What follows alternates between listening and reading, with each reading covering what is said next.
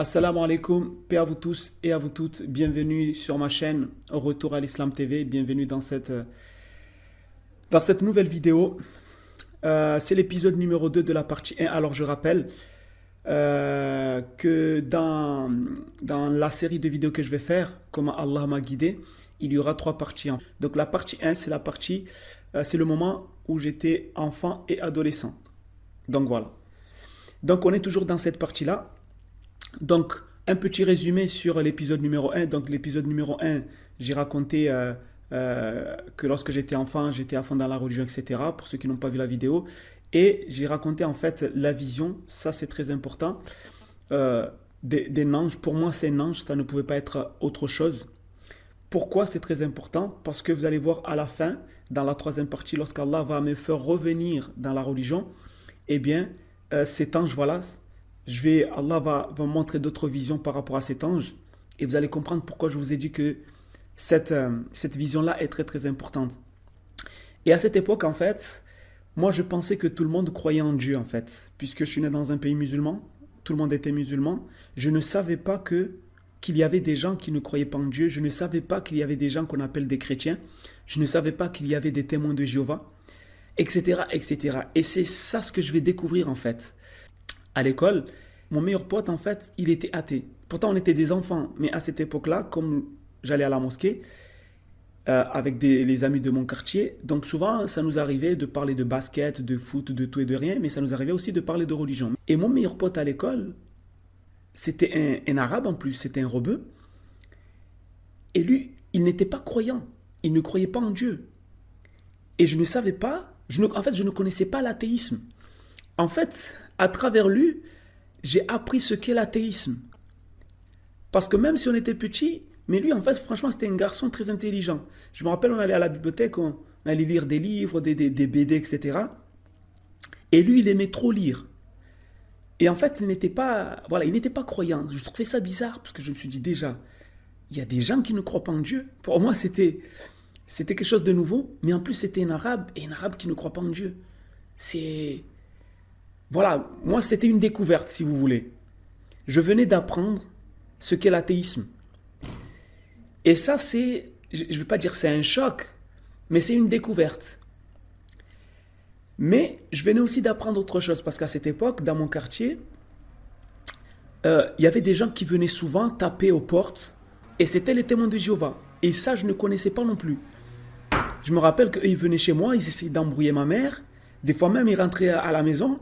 Donc il l'embrouillait, il parlait de tout. Et moi j'écoutais, je disais, mais qu'est-ce qu'il raconte? Et c'est là où petit à petit, avec mes potes de quartier, on a commencé à parler tout ça. Et c'est là où j'ai compris qu'en fait, eux, ils croient en Jésus, mais pour eux, Jésus n'est pas un prophète, comme le disent par exemple l'islam, mais c'est une sorte d'ange qui est rentré dans le corps, je ne sais pas, de Jésus, et qui a créé le monde, qui a créé la création avec Dieu, je ne sais pas quoi, mais plein de conneries.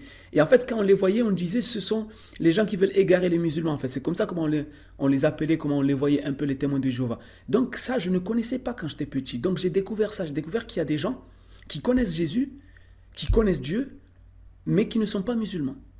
Et la 3e chose que je venais d'apprendre à cet âge-là, c'est le christianisme. Ça non plus, je ne connaissais pas. Et en fait, pas très loin de chez moi, il y avait une placette, et souvent il y avait des chrétiens qui venaient là et qui... Alors je ne sais pas si ce sont c'était des témoins... Non, je sais que ce n'était pas des témoins de Jéhovah, c'était vraiment des chrétiens parce qu'ils disaient que Jésus était Dieu. Après, je ne sais pas si c'était des évangélistes ou je ne sais pas, il y a tellement de groupes, etc. Mais je sais qu'ils distribuaient des livres, la Bible, des cassettes audio, où il y avait les histoires de Noé, les histoires de certains prophètes bibliques. Et c'est là où j'ai appris justement qu'il y a des gens, les chrétiens, qui connaissent Jésus, mais qui l'adorent. Et moi, j'avais un pote avec qui on allait à la mosquée à cette époque, et pour jouer comme ça, on allait les voir et on leur posait plein de questions sur Jésus. Et eux, ils nous sortaient que, voilà, Jésus est Dieu. Et nous, on leur posait plein de questions. Parfois même, on les embrouillait. Et je me rappelle d'une scène, un jour, nous sommes partis, et c'est une jeune femme qui est venue nous parler. Alors on a commencé à l'embrouiller sur Jésus.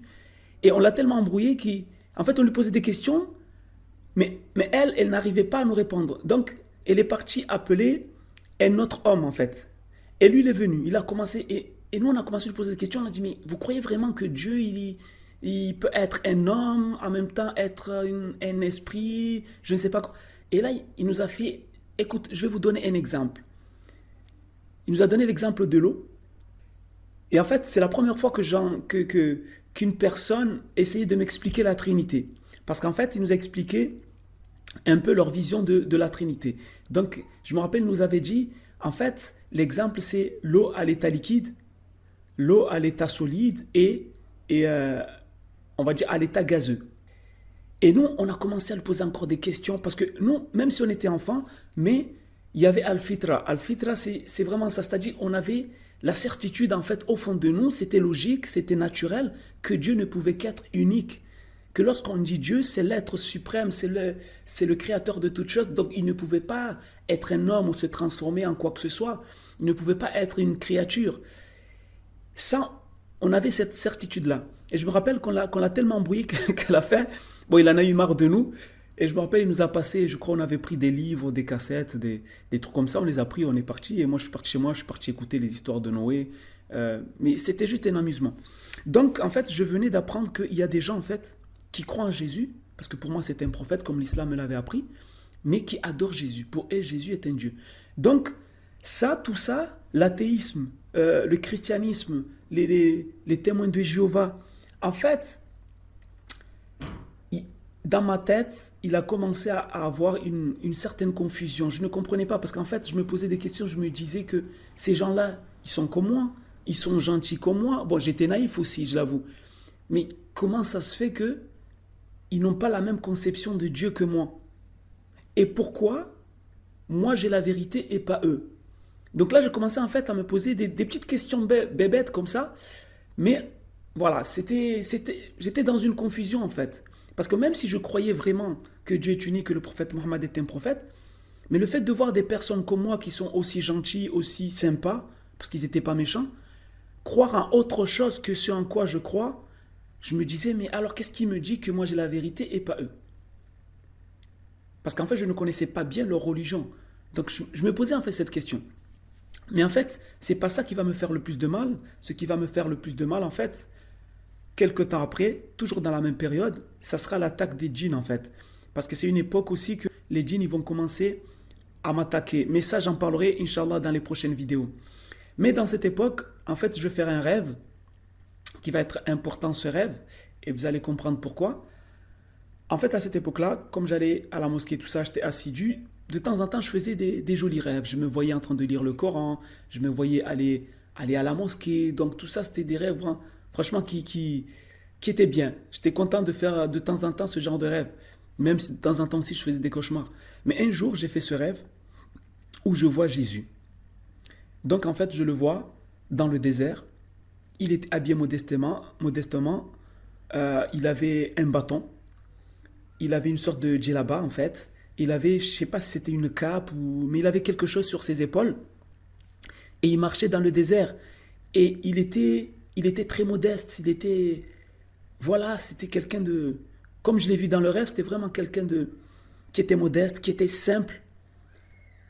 Voilà, donc j'ai pas vu beaucoup de détails, mais je me rappelle quand je me suis réveillé, j'étais content. J'étais content parce que je me suis dit, waouh, j'ai vu le prophète Jésus.